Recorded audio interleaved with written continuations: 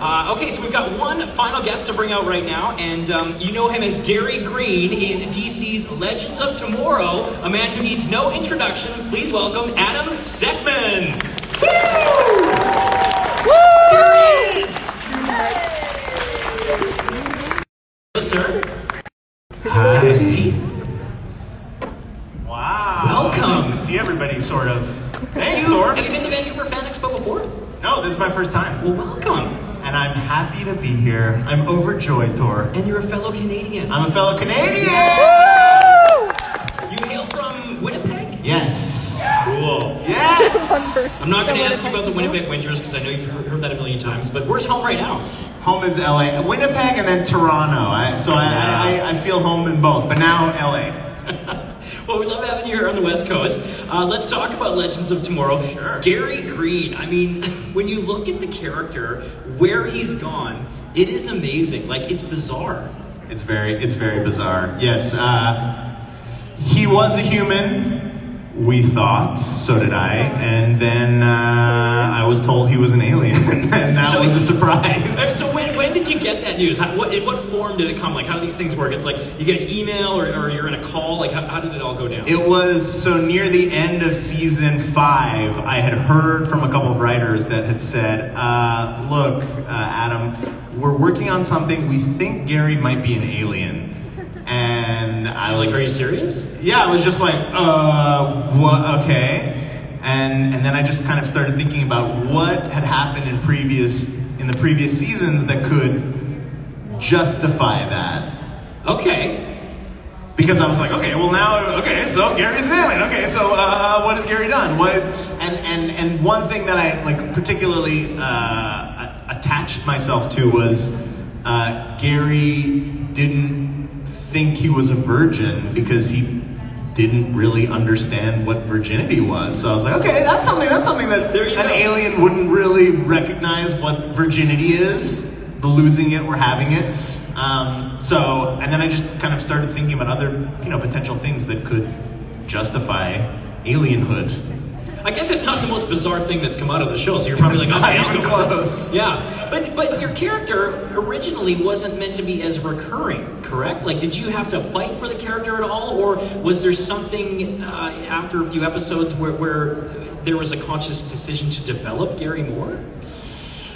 Well, yeah, I think. Or were you not really privy to that? I wasn't privy to that. I knew Gary would be there for 3 episodes, and then I think, there was an amalgamation of positive influences, which was one, Jess is amazing, and there were, this blossoming love affair between Ava and Sarah, and Gary was kind of connected to Ava, and so that was helpful for Gary's survival. And then I think, I was, I guess, relatively easy to work with and a fun guy, and they didn't want to fire me. I'm a fun guy.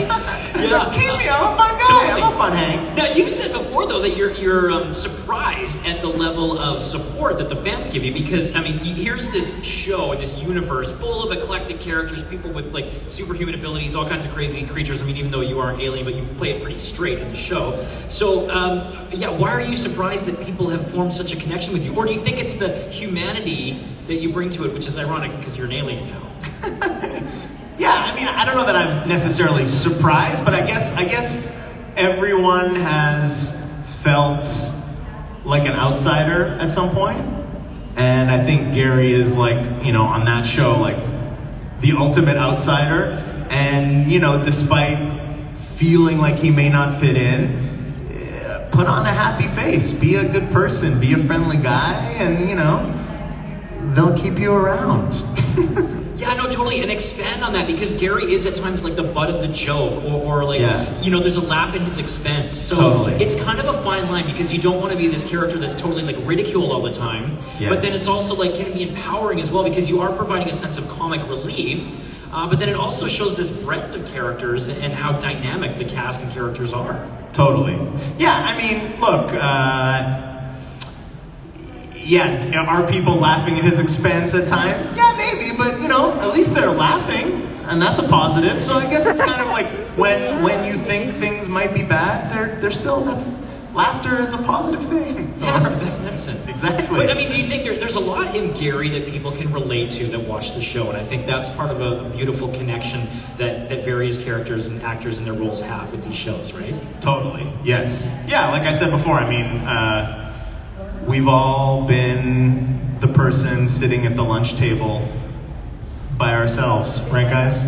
And I certainly was, and you know, that's okay. Yeah, totally. Embrace it. Yeah. Okay, let's give the fans a chance to ask you some questions. So you can line up in a nice orderly fashion at one of the mics there. We've got 2 set up in the aisles. Try to stump me, guys. Yeah. Can you do it? And we'll just ask that you keep the masks on and 1 question each. And because the masks are on, you want to just get a little closer to the mic and make sure you project as well. But yeah, maybe before we get to the questions, we're in the middle of season 7. Yes. So we 2 episodes left. Obviously can't give spoilers, but what can you sort of give us a tantalizing tease, if you will? That's about all he can give us. I won't spoil stuff, but I was watching a few episodes ago with my girlfriend, and I had mentioned that something happened, and I was like, wait, but that doesn't make sense because of this. And I'm not going to say what the plot point is, and she's like, what are you talking about? I was like, no, but that character is this thing happened to that character. She's like, no, it didn't. I'm like, what are you talking about? No, totally. And then I looked back at the scripts. I was like, oh no, that was the final episode of the season. Whoops. Oh. We just kind of it all sort of blends together. Yeah. And I completely didn't realize that it hadn't already aired on TV because it's all just like mumbled in my brain. And then you made her sign an NDA, right? To make sure that she didn't say. And then I killed her. All right, question time. We'll start on this side. Go ahead for Adam.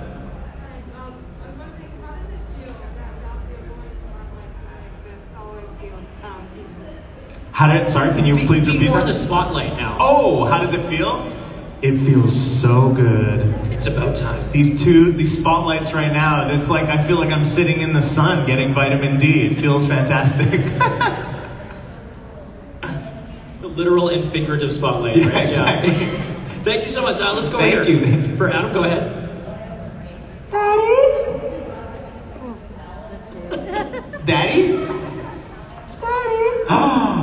Oh my God, is that my son? Where have you been all my life? That was beautiful. Nicely done. Hi, Daddy. Okay, that's a first at Fan Expo. Yeah, my son walks around with an axe. Yeah, totally. It's a good look. That is really good look.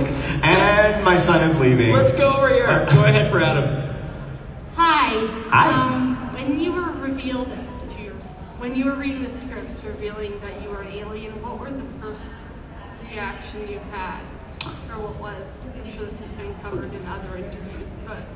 Well, I guess first I was like, what is the alien going to look like? Is it going to be like a E.T., like an adorable alien that you would like to pet and be friends with? Or would it be like an alien from the movie Alien, which is scary and drooly and it's closer to the alien version. Somewhere in the middle. Yeah, somewhere in the middle. Little predator in there too. Yes, very predatory. Yeah. Thank you so much. Thank you. On this side, go ahead. Hello. Hi. Hi, so my question is, you know Gusgus, the pink dude from like last season? Totally. And then there's Beebo. Of course we know Beebo. Yes. Who is cuter? Be careful. I mean, the politically correct answer is Beebo. Correct. But Gusgus actually a little bit. No, Beebo, of course Beebo. These are great. Okay, go ahead. Over here for Adam. Hi. Hi. Really loving the show. And Thank you. especially the past 2 years. You're welcome, guys, for answering the questions you all wanted to hear. And I really want to know what's the hardest part of shooting during COVID restrictions. Well, look, thankfully we had an amazing COVID team on set that were, we all had to test 3 times a week. Everybody had to mask. The actors were lucky enough that we could take off our masks when we were shooting, like me and Thor, we're in the spotlight. We have to show our pearly whites and therefore take off our masks. So it was surprisingly not as difficult as I had expected it to be, but that's thanks to the crew that were responsible for tracking and making sure, because whenever there were COVID cases that came up, and they did come up on set, you know, it was the people that had tested positive were quickly sent home to isolate, and it never spread. So, you know, ultimately we were lucky, but thankfully we were able to make to work and make more episodes for all of us to enjoy. Really worked out. Thank you very much. Thanks. You know, and I think that's a good testament to the whole crew, you know, all the facets of what goes into a production, and safety and health is so paramount to all of that, right? Totally. We're competing with the other panel. There's some crazy stuff happening down there. Should we go over there, guys? Yeah, field trip. Yeah, totally. I mean, there were times... You know, what you see on the screen, sorry to interrupt, there's so much that goes into it that people may never appreciate or even know about. Totally. I can think of one of our steady camera operators, a beautiful guy named Grizz, is carrying a really heavy camera, and he's got to like move around and hold the camera, and it's very heavy, and he's following us, and he's wearing like a very tight N95 mask, and I would see him in between takes, and he would be like doubled over, and his mask is like going in and out from him breathing, and I just felt terrible for him. It was like, I wanted him to be like, go outside and breathe, please, you're gonna pass out. So I think like there was a lot of sacrifice from the crew members, and I'm very grateful that, you know, we were able to do it. That's awesome. Okay, let's take one over here. Go ahead. Hello and welcome to Vancouver. Thank you. Legends of Tomorrow is my favorite show. Which is very unexpected to me. And I honestly don't think that it went all because I thought that I wouldn't like it. I thought that, okay, this concept makes no sense. Why is it like time-traveling superheroes where you have all this other DC property to Totally. And then I watched it and I just got hooked. Yes. And it feels like I slapped myself in the face. And then honestly, I don't think it will be like that surprising if it turned out that you had a son who was an axe murderer. Yeah, it's Vision true. to the It's writers. kind of on brand. It is on brand. So my question is, which historical era would you like the crew to visit? Because right now it's like the crew does go to the same like European locations all the time, and maybe like the Wild West like every season. So what like somewhere new? Where would it be? Yeah. I get a bigger budget. Yeah, exactly. I mean, I always love going to Europe, so I can't say that that's bad. But you know, I guess one cool place would be to go like way into the future, but that's budget related. Like, what does Vancouver in 2450 look like? Yeah. That'd be cool to check out. That'd be really cool to check out. The answer is I don't know, but it would be interesting to see. I'm always intrigued by the like Europe in the 30s. Yeah, and 40s, this is live right that's, now. Like, that's been done. So. Well, you know what? I would love to see an episode that like has you guys go back to the Black Plague. Yeah. Pandemic. Yes. All right, thank you. We have to bring our sweet N95s to the Yeah. Original COVID, old school, yeah. OG COVID. Go ahead on this side. Hi, Adam. Hi. You asked me to think of a good question, so I have a good question for you. So yeah, it's kind of a serious question. So we all know like Gary kind of had this. Sorry, Can you just speak a little closer to the mic? Sure. Yes. So we all know that like Gary kind of had a thing with Constantine. That's right. Back in the day. So like I was wondering how you would characterize Gary, like have an opinion on that? I have an opinion. I always have an opinion. I think I would classify him as pansexual. Gary just wants love wherever love exists on that spectrum. So I think you know, he's always searching for it. He's like Gary's like a puppy, just wants love from everyone and anyone. I think that's how I would classify. Gary is a dog. That's a great alien dog. Golden Retriever. Yeah, lovely little puppy who just wants to be loved. Thank you. Thanks so much. All right, yes, go ahead on this side. Hi. Hi. When you first appeared And then you leave the Time Bureau and you become a magician. And you were an assistant, you were John's assistant. And now they find out you're an alien. And my question is, can aliens do magic? Ooh, very good question. I think aliens can do magic, but I don't think Gary the alien can do magic. So I think he needs, Gary was trained by John, as was Astra. Clearly Astra picked up a lot more of the training than Gary did. So I think if we could somehow reanimate or bring Constantine back, and he really trained Gary hard, maybe, but probably not. Gary's a bit of a... So, yeah. Aliens can do magic, but Gary can't. That's my final answer. Great question. I love it. Yeah, great question. Your glasses, Thank you, Adrian. Your glasses hide your true form. Is that the deal? That's the deal. Yeah. What do you take his glasses off? My glasses, which are literally my glasses, are the things that turn me into what I look like. It's alien tech, Thor. It's alien tech. Come on, man. That's all you'd ask. Yeah. Okay, over here. Go ahead for Adam. Alright, so can you take the glasses off now just to prove? I can't. Yeah, take them I signed off. non-disclosure. I'm sorry. Take it off. Take it off. Question, but what is your favorite backstage memory? Ooh, my favorite backstage memory. My favorite backstage memory. What was it? I can't remember. Maybe we should get Caity and bring her over here. Yeah. Let me think about it. I'm like blanking completely. Ooh, it's such a good question. Oh, okay. I have a backstage memory. We're at a comic book convention right now, and I got to go to the only time I've been to the San Diego Comic-Con, but I was not officially invited, so I kind of crashed As the Beebo. Legends He was Beebo. comic book convention, and I got to wear the Beebo outfit. Yeah. And they brought the whole cast on stage. They introduced everyone, and then they introduced Beebo, and I came on stage as Beebo and answered a couple questions as Beebo, and then took off the head and revealed that it was me. So, Oh, cool. it was fun. That was really fun backstage, but not exactly what you're asking, but a little bit of what you're asking. Still a pretty cool story, thank you. Yeah, of course. Thank you. Okay, on this side, go ahead for Adam.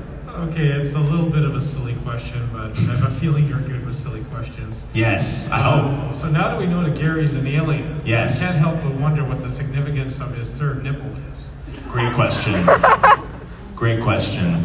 Excellent question. Well, his third nipple, as you know, has been anointed to him by a fairy godmother. So the significance of it is interesting. Like, does the third nipple translate to his alien form? Is that kind of what you're thinking? Yeah, or is the bug in the software, it just, of the glasses, it just, give you a third Oh, interesting. Or if it's, supposed to represent something else, like when your alien part gets, I don't know. Well, I think we might find out hopefully next season. I've been wondering in general whether the alien has either killed the real Gary, or did alien Gary just see someone that looks like Gary? He's like, I like that guy. I'm gonna look like that guy. Or is Gary, in some jail cell on the alien planet, on the Necrian planet? I don't know, but maybe we'll find out. I want to know, guys. Don't we want to know? Why does Gary look like this? I mean, I get it. It's a handsome person to look like, so I don't blame Gary for choosing this body. It's a great look. Yeah, thank you. There's plenty of room for development there, I think. There really is. You gotta pitch Yes. that. Yeah. Okay, go ahead over here. A follow-up on the Beebo issue. Sure. Yeah, everyone, I think, has been wondering when will the Beebo toys come out? Yeah! It's a great question. I'm gonna have to have a conversation with the Warner Brothers, Max, John, and Isaac. We'll see what they say, but if not, I recommend you should just start making them and selling them. I'm already And doing see if that. they come after you, because I don't think they will. I'm already getting away with A it. lot of money to be made. Can I add one more for you? Sure. Oh yes, this gentleman is quite the artiste. Oh, wow. He's been gracing our panel members with his creations all day. Oh, yeah. Amazing. Yeah, hold it up for the camera there if you can, Adam. Look at that, cool. Thank you again, that's great. Yeah, he's been hard at work. I wish I looked this cool. This is, I know, right? this is amazing. It's like when you get walking down Santa Monica or something. Yeah, exactly. I love it. Thank you. Thank you. Nice job. Okay, go ahead for Adam over here on this side. Hi, Adam. It's Veronica. Hi, Veronica. I just want to ask, when you envision Gary walking into a room, what kind of like theme music or song do you hear in your head? I love all these what if or like how do you imagine questions. Pharrell Williams, Happy. Yeah. Yeah. That's the first thing that came to mind. I feel like that works, right? Right, guys? Yeah. Do you have an idea, Veronica, one? Happy sounds pretty good. All right. Happy it is. Thank you. Thank you. Because he's a fun guy. He's a fun guy. Yeah. Gary is a fun guy, guys. Yeah. Okay, another silly question. Oh, he's back. Which of the legends do you think Gary would find the most tasty? And do you have any recipes or, like the barbecue or, how Barbecue would you like legends. to prepare them? And do you think Gary might come out with a recipe book at some point with, some of his Cuisinart arts? That's a great question. Well, I think in the lore of legends, we already know, and I think it's Ava. He already ate an Ava clone, and he couldn't believe how good she tasted. So it would be Ava. And in terms of a recipe book, no, that would be a little too. That'd be a little evil, kind of like maybe it'd be fun if he did it as a joke, as like a little bit of a not a threat, but just like be nice, or I have a little beef bourguignon recipe for you. Okay, let's go over here again. Hello. Hello. Oh, she's echoing. All right, sorry. Oh yeah, she echoes. Let's get real for a second. We Yeah. all know Gary's a zany guy. Of course. He's not the most normal, not zany guy in the world. And as myself, I am also kind of someone who's not zany. I'm a double negative. But You're a double negative kind of guy. I get it. I don't not get it. I'm a triple. Things are not going great for me. But if you were to say what Gary would be like just on a regular day of non-shooting, what would you say? Oh, yeah, sure. I think Gary would be, just like binging Sex in the City with like a Cosmopolitan. That'd be Gary on an off day. Just going hard, 7, 8 seasons straight. Bam. Sex in the City. OG Sex in the City. Don't I know it? Not that new one. Awesome, thank you so much. And we'll keep it on this side as well. We love it on this side. Yeah, totally. Yeah. This is the right side. I'm really enjoying the season, Gary and Gideon. And Yes. that seems to be unexpected. I'm just wondering, what is it like actually to work with like the live Gideon with Amy Louise Pemberton? Because you've just been working with her as the voice, and now this season she's in the flesh. So, how do you like the Gary Gideon relationship, and what is it like working with Amy Louise in person? Amazing. She's fantastic. She's so hilarious, super talented, just a great person. We had been friends because we worked together in previous seasons. She did a couple episodes in the past. But, oh yeah, fantastic. I love Amy. And in fact, we had a great scene that was cut out of the episode, a makeout scene. Didn't make it, guys. What? So hopefully in the deleted scenes, Release it. but it was, she's amazing, really amazing. I'm so happy that they brought her on in person because I think she brings a ton to the show. And they really gave her like a ton to do. I mean, she was probably one of the busiest actors this season and she knocked it out of the park. So very happy to have her on the show. Hopefully we'll see more of Gary and Gideon. Gideon and Gary Yeah. having adventures, solving problems, and saving the world! Yeah! All right, good question there, thank you. On this side, go ahead. Hi. Hi. I forgot my question. Yeah, there you go. How fun was that scene of Gary and Ava trying on wedding dresses? Oh, yes. Oh. It was amazing. Well, first of all, I've never been fitted and had a wedding dress built for my body, so that all automatically was very exciting. You know, Jess directed that episode, so she really was open to us doing whatever and was kind of trying to be very flexible and we just went crazy and had a blast and it turned out great. So I love that scene. I loved working with her as a director. She's amazing. Amazing.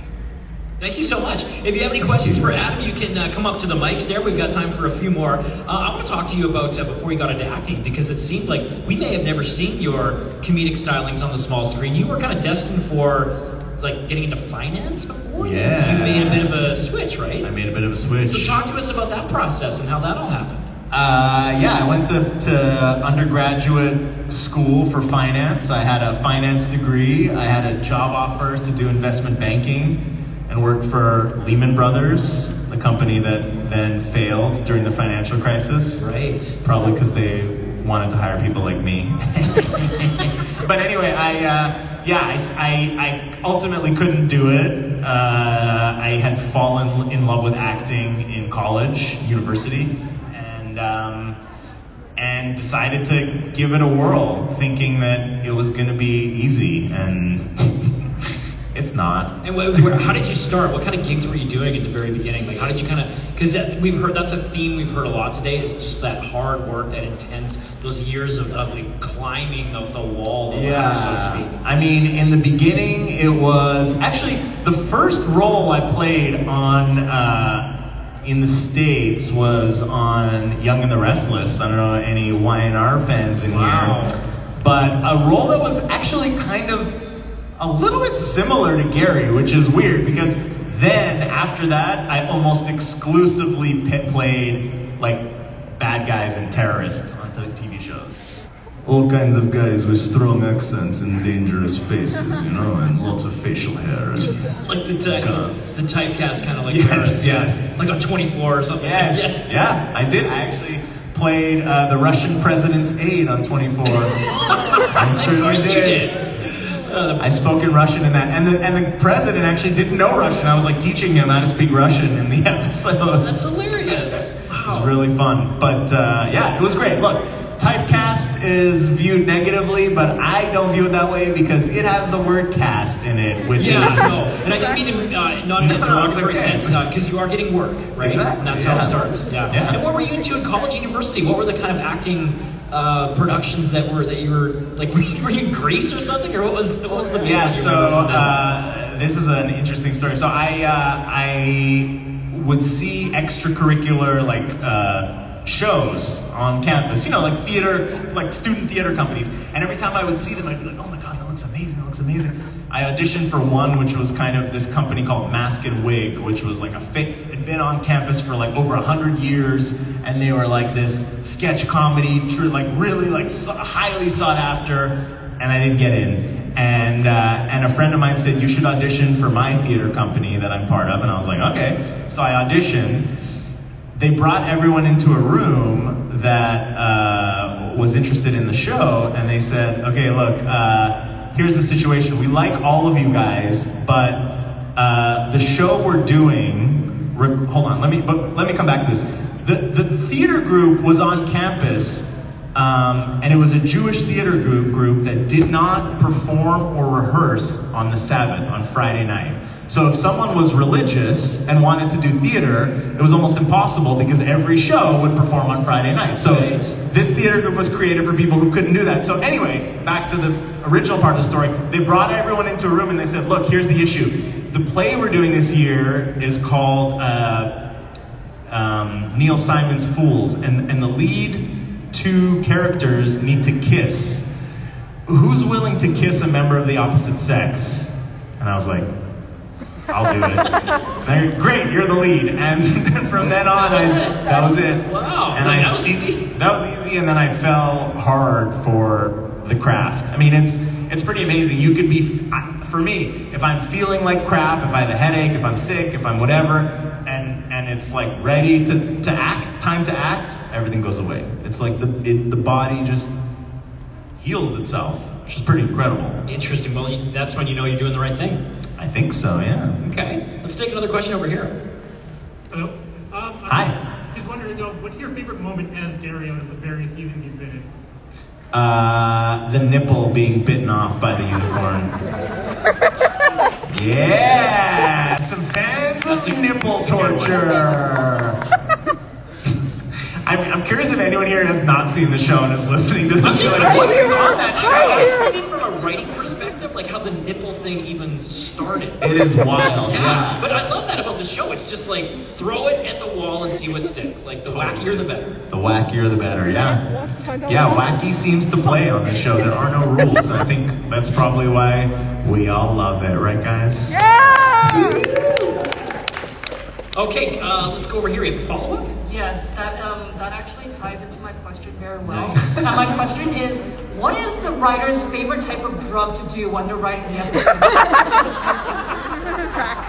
That's a great question. Yeah, they must be they're an interesting bunch. I need to ask them. I'm gonna guess caffeine. Really, that's gonna be my guess, and that's maybe like to a level of caffeine that you then start to see things. Been there, done right? Yeah, like that amount. They're not just like pulling like random words out of like a. Maybe it's that. A lot of nipple. All right, guys. How do we work nipple in? How do we work nipple in? Nipple. Yeah. Next one, unicorn. Nipple, unicorn. Nipple, unicorn. Shit. All right, go ahead. I was just wondering, why do you think evil Gideon did not make a replica of you? Yeah.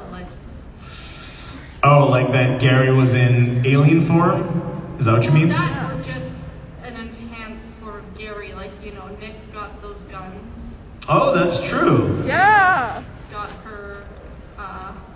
her assassin skills back, no guilt. So yes. What would you have been a fool? Like, how would you have been a fool? Well, I mean, I think Gary. What would your power have been if evil Gideon had recreated you? In human form? Either. Oh, that's interesting. I mean, because alien Gary is already quite powerful. He can grab people, throw them up, eat them. So maybe evil Gideon is like, look, it's pretty perfect the way alien Gary is. He can eat people with reckless abandon. So Gideon just can't make Maybe. aliens.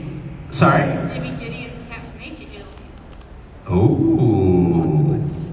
Yeah, maybe she can't. Yeah, she can't upgrade aliens. She just has to have them the way they are.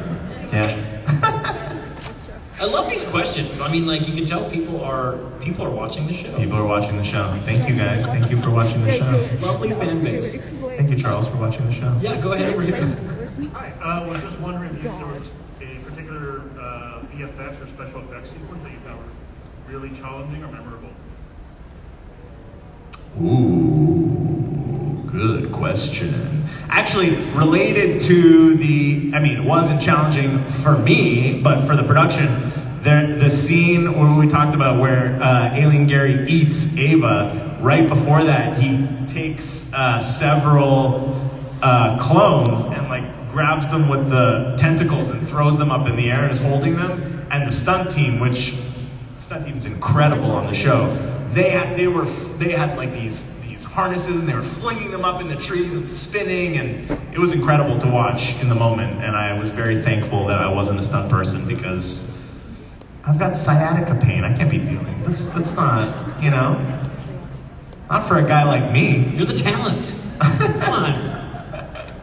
Awesome, that's a great question, thank you. Great questions. I want to know from you, growing up, which superhero, comic book characters, or properties were you into? Who did Adam love to follow growing up? Or any kind of particular movies that really stood out?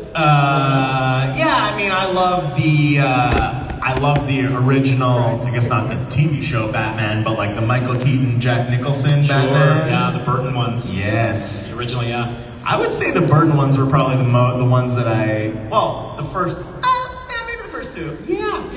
I love those, but that was kind of the beginning of like I guess they did like Superman movies before, but like that sort of the new generation of. Yeah, it was 89 was that Batman. Yeah. Totally. I remember seeing it in theaters. Yeah. It was beautiful, guys. You're all too young to remember. Yep. I loved it. Okay, I've had the 5-minute wrap, so we've got time for one more question, so you get the final Make it a good one! Yeah! Pressure though. No. So I was just wondering, if you could act with anybody, who would you choose to act with? Good one. Ooh. My friend Charles Zuckerman. No, I would say, I want to further that. What genre would it be as well that you would act with them in? Well, so okay. It's like I'm gonna go comedy, and I'll go local. Seth Rogen. Nice. Good answer. Play to the crowd, but also to myself. I love him too. Look up celebrity. Yeah, no, I like that. That's good. Well, thank you so much for your time and your stories. It's been a real pleasure. A pleasure for me too. We look forward to seeing more of Gary's wacky adventures. Thank you. Thanks, guys. Thanks for hanging out. Let's give it up for Adam Tsekhman.